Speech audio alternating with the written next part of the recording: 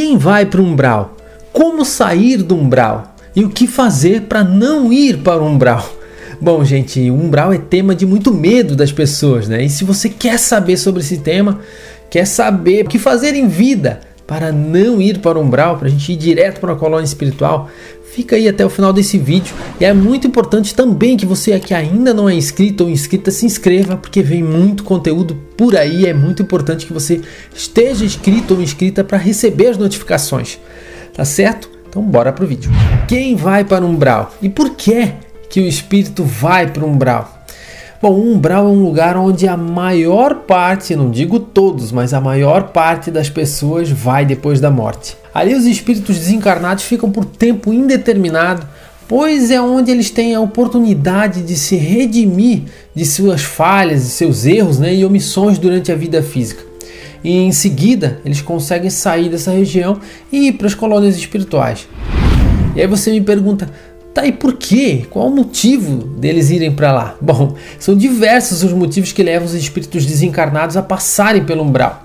Mas não são só aquelas que praticam crimes, contra a vida alheia, atos de maldade, violência que ficam por lá, não. Até mesmo aquilo que nós consideramos na Terra como pequenas desavenças e deslizes e que podem ser justificados, também podem nos levar para o umbral.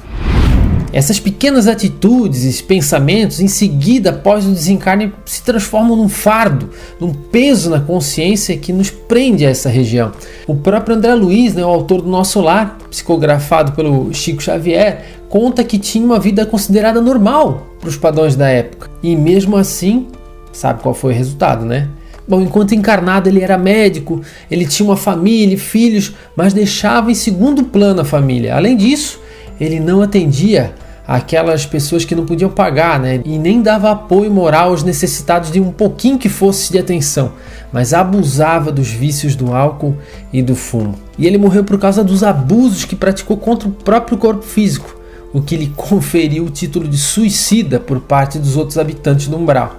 E isso o levou a viver um estado de intenso sofrimento durante muitos anos, para ser mais preciso, 8 longos anos de sofrimento. E nessa região, todas as nossas mazelas emocionais ficam expostas como feridas, visíveis a todos os que lá se encontram, mesmo quando nós mesmos não conseguimos reconhecê-las.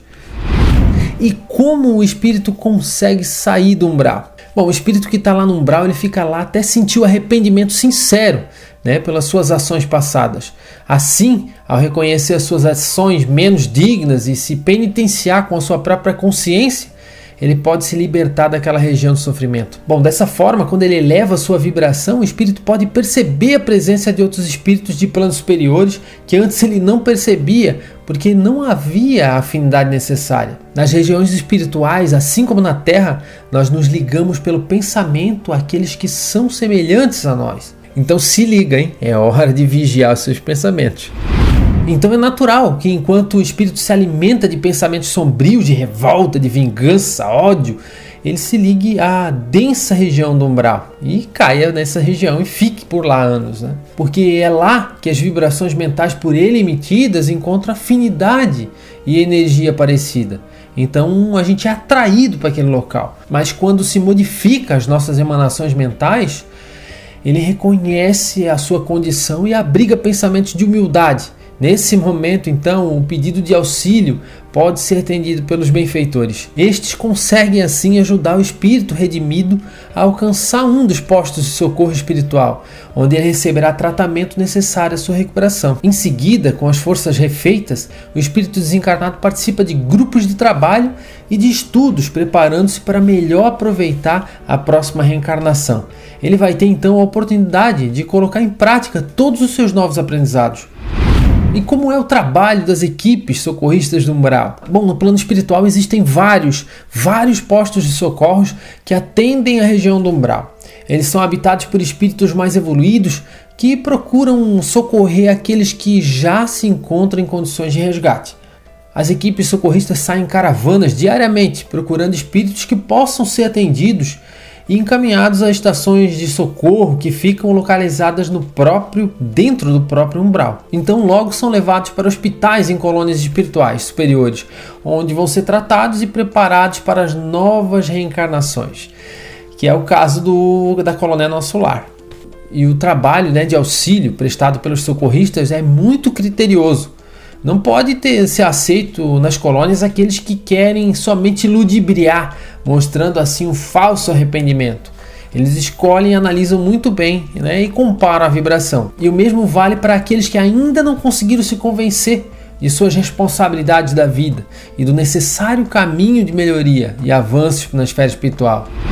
E aí está lá o espírito desesperado, o que ele pode fazer? O que o espírito pode fazer para sair do umbral?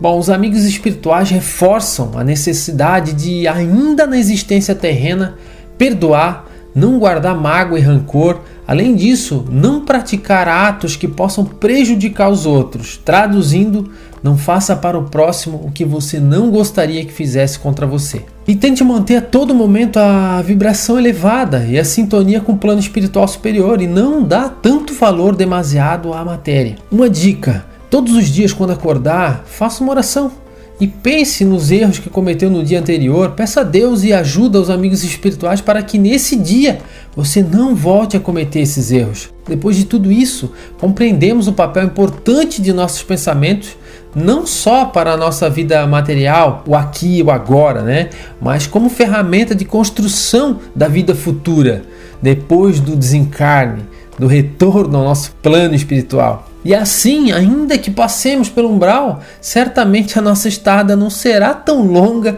nem tão sofrida. Vale lembrar que não existe castigo ou punição na vida pós-morte, mas a necessidade de despertar consciência para as falhas que a gente comete, nas relações nossas com os outros seres. Precisamos passar por isso para evoluir como espíritos. A evolução espiritual é um caminho que temos necessariamente que percorrer. E passo a passo. E em cada reencarnação é a oportunidade que nós temos de nos redimir de falhas e encarnações que cometemos em encarnações passadas. É a prova prática do que aprendermos em teoria no plano espiritual. E aí, o que você acha? Está no caminho certo para não passar uma estadia tão longa no umbral? Nunca é tarde para recomeçar. Como diria nosso saudoso Chico, embora ninguém possa voltar atrás e fazer um novo começo, qualquer um pode começar agora e fazer um novo fim.